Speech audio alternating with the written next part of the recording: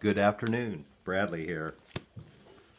The other day I got an email from Sherv and wanted to know if I want to contribute another review on their Blue Note series. And he told me what album he wanted me to do, and I said, yeah. One of my favorite jazz musicians, maybe my favorite, probably my favorite saxophonist. And I am talking about none other than Dexter Gordon, The Swingin' Affair. This is number 4133 in the Blue Note series.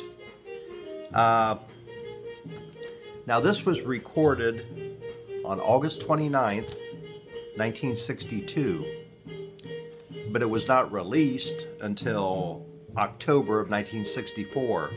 So that's a year and what, 2 or 3 months later, which I will get back to that. Remember that date, August 29th of 62.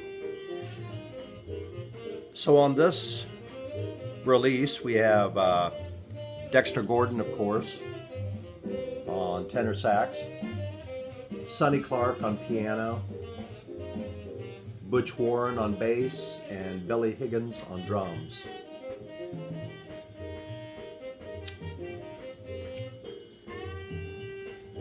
Okay, like I said, this was recorded in '62. So I'll give you a little timeline. It helps maybe explain this. This album, Go, now this was recorded 2 days before Swingin' Affair. So Swingin' Affair was recorded 2 days after Go. So in order of releases, it would be Go was released first, or no, excuse me, this would be recording order. It would be Go, Swingin' Affair, and then Our Man in Paris. But actually in the release order, it was Go, Our Man in Paris, and then Swingin' Affair. So it's a little confusing. So, but actually Swingin' Affair was recorded 2 days after Go, with exactly the same musicians. So, Dexter Gordon, just a brief summary. I think he played in big bands in the 40s and 50s. Spent a little time in jail in the 50s. Got out and started recording again for Blue Note. And I believe right after he recorded Swingin' Affair, shortly after this album in '62, he would leave the United States and go live in Denmark. And he was tired of the racism, and he felt Europeans appreciated his music more. So, and here's a little trivia. When Dexter Gordon went over to Denmark, he became friends with this Danish couple.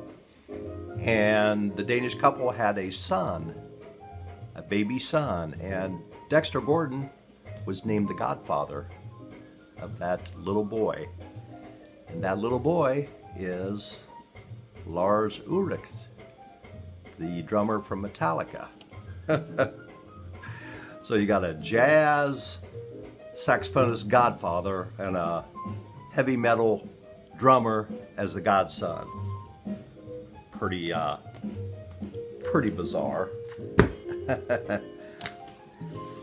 And like I said, when he went over, and he stayed over in Scandinavia until I think 1976. So that's 14 years. And I don't know if I don't think he actually ever came back during those 14 years. I'm not real sure of that. But anyhow, he was living over there, and there was a lot of jazz musicians at the time. Kenny Drew, the pianist, he played with Dexter Gordon quite a bit. And there were several others that kind of moved to Europe during that time. So, I'm going to go over a little bit of these songs briefly. The song you're listening to now is the opener on the album. It's called Soy Khalifa, Spanish, and that was written by Dexter Gordon. If you heard, I don't know if you heard in the very beginning of the record, you can actually hear Dexter say Soy Khalifa, which means I am king. Excellent song. It's a Latin number. Just perfect as far as I'm concerned. And Sonny Clark's piano solo in this is, I think it's perfect. It's great. It's great. So the next song coming up right now would be Don't Explain. And that is a song that was written by Billie Holiday and her songwriting partner. Was it Bud Herzig, or I don't know, some Herzig, which they wrote a lot of songs together. Now this is a ballad, kind of a smoky, deeper sounding tenor on this. It's a beautiful song. So the last song on side one is called You Stepped Out of a Dream, and that's a jazz standard. It's fine. Side B of the album starts out with The Backbone, and that was written by Butch Warren. It's got a nice little riff in here, which I am sure that's Butch Warren had that in mind, and so they gave him the songwriting credit. Dexter Gordon kind of plays along with that melody until they start going into the solos. Pretty swinging. And on this song, along with some other ones, Billy Higgins on drums is fairly understated, which works fine. He's not trying to outshine anybody, Dexter or any of the other musicians. Second song on side two, Until the Real Thing Comes Along. And that was, it's a standard, which was written by, is it Sammy Cahn? And actually Charlie Chaplin. And that's a ballad, a very beautiful ballad. And the album ends with McSplivins, which was written by Dexter Gordon. Just a really good hard bop song. Now Dexter Gordon was like a very tall man. I think he was 6'6", very big, tall, solidly built. I mean, he was a big man. And a lot of times on his albums and songs, I don't think he actually did anything on this album, but on many of his albums and songs, he would just stick like a measure or just a little snippet of a melody from some other song, like Take Me Out to the Ball Game. You know, he would just stick that in and just go right back into the song he was playing.